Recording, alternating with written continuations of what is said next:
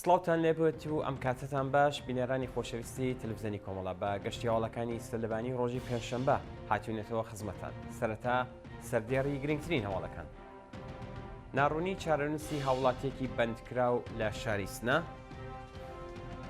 هێرشی تێروریستانی ئیسلامی بۆ سەر شەروانانی حەسەدە لە دێرە زوور، ناڕەزایەتی موعەلیمانی ئێران لە ئاست بەخشنامەی خانەنشینی، ڕاگەیاندنی تازەی پۆلیس و هەڕەشە لە ژنانی بێحیجاب، کوژرانی لاوێکی وەرزشوان لەلایەن بەکرێگیراوانی کۆماری ئیسلامی لە تاران و کوژرانی سێ کوڕی ئیسماعیل هەنیە لە غەزە.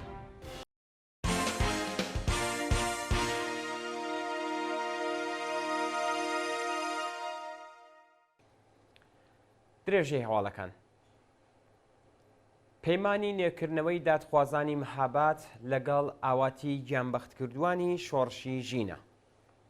ڕۆژی چوارشەممە 22 خاکەلێوەی 1403 هەتاوی بنەماڵەی دادخوازانی مەهاباد هاوڕێ لەگەڵ کۆمەڵێک لە خەڵکی ئازادیخوازی ئەو شارە لەسەر مەزاری گیانبەختکردووانی شۆڕشی ژینە کۆبوونەوە.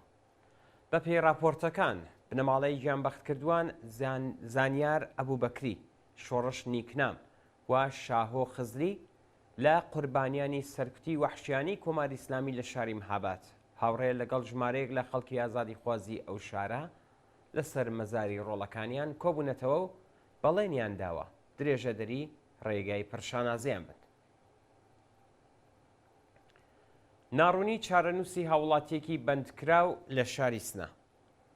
بە پێی هەواڵی گەشت و چارەنووسی هاوڵاتیەکی خەڵکی گوندی ڕەمشتی سەر بە شاری سنە بە ناوی مۆسلح جەعفەری پاش دەست بە سەرکرانی لەلایەن هێزەکانی حکوومەتەوە بە ناڕوونی ماوەتەوە.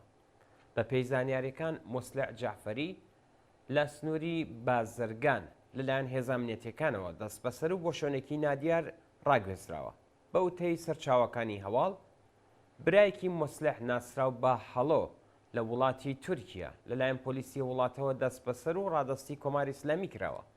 ناوبراو پێشتر پێشینەی بەندکرانی لە زیندانەکانی ڕەژیمدا هەبووە و ناوەندە ئەمنیەتیەکان بە بنەماڵەکان وتووە کە مۆسلح جەعفەری ئەبێ خۆی ڕادستی حکوومەت بکات تا براکەی ئازاد بکەن. کوژران و برینداربوونی 5 کەس لە جادەی بورهان. ڕۆژی سێشەممە 21 خاکەلێوە 5 هاونیشتمانی بە ڕووداوێکی هاتوچۆ لە جادەی نێوان مەهاباد بۆ بۆکان ناسراوە بە جادەی بورهان کوژراون و برینداربوون.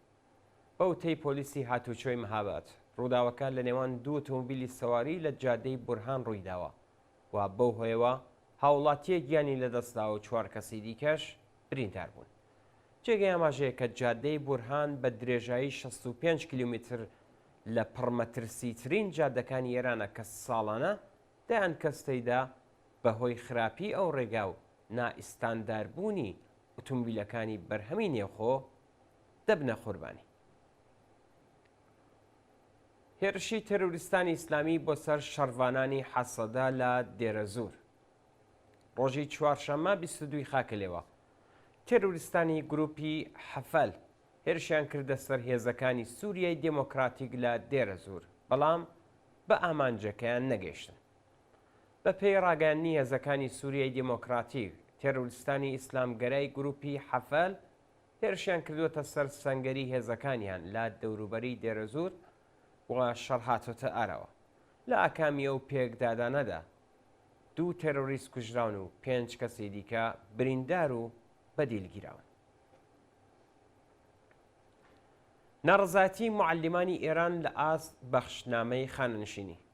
ڕۆژی چوارشەممە 22 خاکەلێوە شۆڕای سنفی فەرەنگیانی ئێران لە بەیاننامەیەکدا ناڕەزایەتی خۆی بەرامبەر بە پەسەندکردنی بەخشنامەی تازەی خانەنشینی کە لەلایەن دیوانی دادپەروەری وڵاتەوە پشتڕاستکراوەتەوە نیشاندا.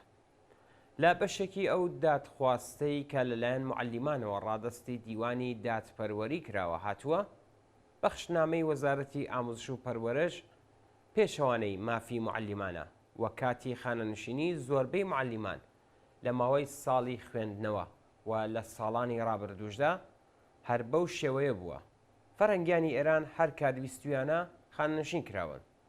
دەرکردنی بەخشنامەی خاننشینی بە دوای یەکی ڕەزبەر پێچەوانەی اختیاراتی ئاموزش و پەروەرش و ڕێگری لە خاننشینبوونی معەلیمان بە بیانووی پەکخستنی ساڵی خوێندنی قوتابیان دەستێوەردان لە ژیانی و کاروباری شخصی فەرەنگیانی ئێرانە و بە تەواوی نایاساییە. ئیدامەی چالاکی خوێندکارانی زانکۆ لە ئێران بۆ پشتیوانی لە خوێندکارانی بەندکرا.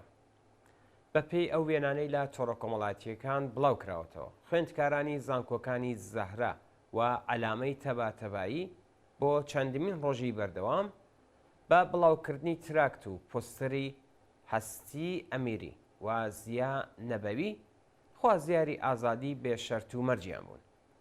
زیا نەبەوی هەستی ئەمیری دوو چالاکی ناسراوی خوێندکاری ساڵی 1401 و بە بیانووی بەشداری لە نەڕەزاتیەکانی دژ بە ژاراویکردنی قوتابیان لەلایەن ناوەندا منێتیەکانەوە دەست بەسەر کران. ئەو دوو چالاکە سنفیە دوجار لەلایەن دەستگای قەزای ڕژیمەوە هەر یەکە و بە 1 ساڵ زیندانی تازری مەحکوم و چەند ڕۆژ لەوە بەر بۆ زیندان گوازرانەوە. ڕاگەیاندنی تازەی پۆلیس و هەڕەشە لە ژنانی بێحجاب. فەرماندەیی ئینتزامی ئێران ڕۆژی سێشەمە 21 خاکێلەوە لە بەیاننامەیەکدا سەبارەت بە حیجابی شەرعی ڕایگەیاند. ئەوانەی وا حیجابی ئیجباری لە بەرچاو ناگرن هەنێک جارێک هەنجارشکێنن و ڕوبەڕووی سزا دەبنەوە. پۆلیسی ئێران لە بەیاننامەکەیدا حیجابی ئیجباری وەک بەهای ملی و مەسحەبی ناوبردووە و هەڕەشەی توندی لەو کەسانە کردووە کە لەگەڵ حیجابی ئیجباری دژایەتیەکەن. شانی باسەکە لە ڕۆژانی ڕابردوودا دەستگای قەزاییش لە بەخشنامەکەیدا فەرمانی بە حراسەتی ئیدارەی دەوڵەتیەکاندا تاکو ڕێگە لە پەرەسەندنی بێحجابی لە ناوەندا دەوڵەتیەکان بکرێت. بەیانیەی ناوەندەکانی مافی مرۆڤی ئێران و جیهان بۆ بەرەنگاربوونەوەی ئێعدام. زیاتر لە 80 ڕێکخرا و ناوەندی مافی مرۆڤی ئێرانی و نێودەوڵەتی ڕۆژی سێشەممە لە بەیاننامەیەکدا خوازیاری قەتعی هاوکاری دەفتەری بەرەنگاربوونەوە لەگەڵ تاوانەکانی پەیوەندیدار بە مادەی هۆشبەری نەتەوەی گرتووەکان لەگەڵ کۆماری ئیسلامی و گوشارهێنان بۆ ڕژیم بە مەبەستی ڕاگررتنی سزای ئێعدام لە ئێران بوون. لەو بەیاننامەیەدا هاتووە ئێعدامی تاوانبارانی مادەی هۆشبەر لەلایەن کۆمەڵگەی نێودەوڵەتیەوە کاردانەوەی نەبووە و لە سێدارەدانی ڕۆژانەی بەندکراوان لە بێدەنگی میدیایی ئەنجام دەدرێت. ئەوە بۆتە هۆی ئەوەی کە کۆماری ئیسلامی بە نسبەت 3 ساڵی ڕابردوو ڕێژەی ئێعدامی بەندکراوانی پەیوەندیدار بە مادەی هۆشبەر 18 هێندە بباتە سەرەوە. لە درێژەی ئەو بەیاننامەیەدا هاتووە ئەگەر هەزینەی ئێعدامەکان بۆ کۆماری ئیسلامی نەبینە سەرەوە ترسیەوە هەیە کە لە مانگەکانی داهاتوودا سەدان کەسی دیکە لە سێدارە بدرێن. مەحموود ئەمیری مقەدەم بەڕێوەبەری کانونی مافی مرۆڤی ئێران لەو بارەوە ڕایگەیاند لە ساڵی ڕابردوودا کۆماری ئیسلامی بە مەبەستی تۆقاندنی کۆمەلگا بەلانیکەم 471 کەسی بە تۆمەتی پەیوەندیدار بە مادەی هۆشبەر لە سێدارەداوە بەبێ ئەوەی هەزینەی ئەو جنایەتانەی پڕناخات. بڕانی پشکی سوتەمەنی تاکسیە ئینتەرنێتیەکان لە ئێران. عەلی ئەکبەر عەرەب ئاملی بەڕێوەبەری ئەمەلیاتی شرکەتی ملی بەرهەمە نەوتیەکان ڕۆژی چوارشەممە 22 خاکەلێوە ڕایگەیاند پشکی سوتەمەنی تاکسیە ئینتەرنێتیەکانی ئسنەپ و تەپسی بڕاو.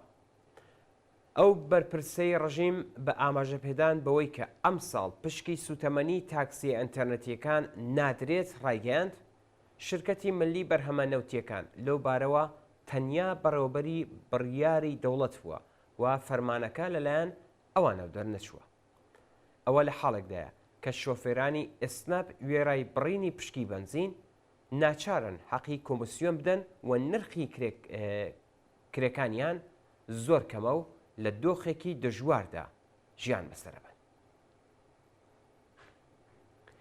کوژرانی لاوێکی وەرزشوان لەلایەن بەکرێگیراوانی کۆماری ئیسلامی لە تاران. کاتژمێر 5 ئێوارەی ڕۆژی 19 خاکەلێوە لاوێکی وەرزشوانی خەڵکی تاران بە ناوی عەلیڕەزا نادرلو لەلایەن بەکرێگیراوانی کۆماری ئیسلامیەوە فڕێدرایە بەرقەتار و گیانی لەدەستە. عەلیڕەزا نادرلو چەند ڕۆژ پێش لە ئەو ڕووداوە لەلایەن ناوەندە ئەمنیەتیەکانەوە بۆ بەشداری لە مەراسمێکی حکوومەتی داوەت کرابوو، بەڵام بەشداری تێدا نەکرد. پاش ڕەتکردنەوەی خواستی ناوەندە ئەمنیەتیەکان چەند جار هەڕەشەی کوشتنی لێکراوە و ڕۆژی 19 خاکەلێوە بە وتەی بنەماڵەکەی کوژرا. شایانی باسە کە باوکی عەلیڕەزا کاتژمێر 3 بەیانی ڕۆژی 20 خاکەلێوە تەرمی بێگیانی ڕۆڵەکەی لە باوەش گرتووە و قازی پەروەندەکە فەرمانی بەسڕینەوەی فیلمی دووربینەکانی نێو مێترۆداوە. دەرکردنی کەیفەرخاست بۆ 15 شارۆمەندی بەهایی لە ئیسفان. بەپێی راپۆرتی ناوەندەکانی مافی مرۆڤ دەستگای قەزای ڕژیم کەیفەرخاستی بۆ 15 شارۆمەندی بەهایی خەڵکی ئیسفەهان دەرکردووە. ناسناوی ئەو 15 شارۆمەندە بەهاییە کە لەلایەن دادسەرای ئیسفەهانەوە بە تۆمەتی چالاکی تەبلیغی دژبە نظام کەیفەرخواستیان بۆ دەرکراوە بریتیە لە موژگان پورشەفیع، نەسرین خادمی، ئازیتا ڕەزوانیخا، شوعلە ئاشوری، موژدە بەهامین، بوشرا متەهەر، سارا شەکیب، ڕۆیا ئازادخۆش، نووشین هێممەت، شورەنگیز بەهامین، ساناز ڕاستە، مەریەم خۆرسەندی، فیروزە ڕاستی نژات و فەرخوندە ڕۆزانپەری. گیان لە دەستانی 3 منداڵ لە کەناراوەکانی یونان. ڕۆژی چوارشەممە 22 خاکەلێوە بەلەمی پەنابەران لە کەناراوەکانی یونان وەرگەڕاو بەو هۆیەوە 3 منداڵ گیانی لەدەستا. بەوتەی هێزەکانی فریاگوزاری دەریاوانەی یونان بەلەمەکە 20 سەرنشینی پێبووە و لە تورکیەوە بەرەو ئەو وڵاتە بەڕێکەوتووە کاتێک بەلەمەکە خۆی بە بەردی کەناراوەکانی یونان کێشاوە وەرگەڕاوە و لە ئەنجامی ئەو ڕووداوەدا 3 منداڵ گیانیان لەدەستاوە و 16 کەسی دیکە ڕزگار کراون. شایانی باسەکە سەرنشینەکانی ئەو بەلەمە هەموو خەڵکی وڵاتی ئەفغانستان بوو. دوا هەواڵمان سەبارەتە بە کوژرانی 3 کوڕی ئیسماعیل هەنیە لە غەزە. ڕۆژی چوارشەممە 22 خاکەلێوە ئارتەشی ئیسرائیل ئۆتۆمۆبیلی هەڵگری کوڕەکانی ئیسماعیل هەنیە سەرۆکی دەفتەری سیاسی حەماسی کردە ئامانجوو بەو هۆیەوە هەر 3 کوڕەکەی ئەو بەرپرسەی حەماس گیانیان لەدەستا. بەپێی راپۆرتەکان 3 کوڕی ئیسماعیل هەنیە بەناوەکانی حازم، ئەمیر و محەممەد لەو هێرشەدا هاوڕێ لەگەڵ منداڵەکانیان لە ئوردوگای شاتی کوژراون. ڕۆژی ڕابردووش 14 ئەندامی خێزانێک لە بردومانی خوانوویەک لە ئوردوگای نەسیرات گیانیان لەدەستا بوو. جێگەی ئاماژەیەکە ڕۆژی چوارشەممە خامنەی لە وتاری نوێژی جێژنی ڕەمەزاندا بۆ جارێکی دیکە هەڕەشەی لە نێوبردنی لە ئیسرائیل کرد، بەڵام ناوی لە هێرشی ڕاستەوخۆ لە ئێرانەوە بۆ سەر ئیسرائیل نەکرد و بەرپرسانی دەوڵەتی ئیسرائیلیش لە وەڵامدا ڕایانگەیاند کە هەر هێرشێک لە ئێرانەوە بکرێتە سەر وڵاتەکەیان بە تونند و تیشترین شێوە وەڵام دەدرێتەوە. بەڵای زان خۆشەویستان گەشتەوەڵەکانی سەلبانیتان پێشکەشکرا فەرمونون بۆ بینینی درێژەی بەنامەکانی تلوزەنی کۆمەڵە.